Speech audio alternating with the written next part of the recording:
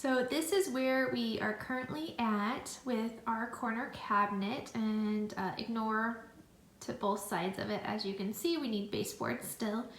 But I kind of wanted to walk down memory lane just a little bit and share some quick videos that I've posted over Instagram stories over the last maybe year and a half of what we've done to the cabinet and kind of how the cabinet was started, and some demo work that I did, and show the really cool saw that we used to cut the top off and get a really clean cut, as you can see here.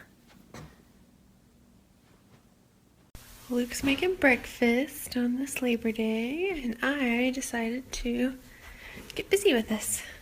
I've got the top piece off and the trim piece, and I'm working my way down. And I'm thinking that if I cut this piece here and I get a clean cut, and then if I take off the front, then I can get to the back glass panels. Okay, I had to take a break because we decided to get a cleaner cut right here.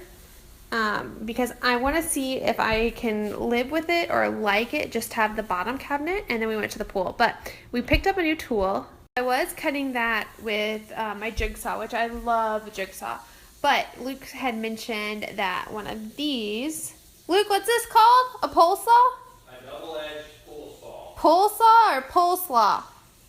Pole. Okay, not pool slaw. What's it called? We're not cooking. It's not pole saw. It's a pole saw. P-O-L-E slaw saw. So.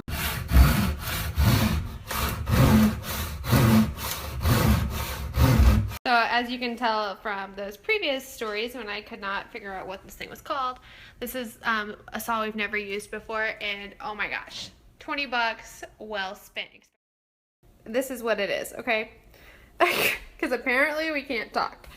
Anyways, that just got cut off in like 10 seconds. It's kind of like a drywall saw. All right, so that's it.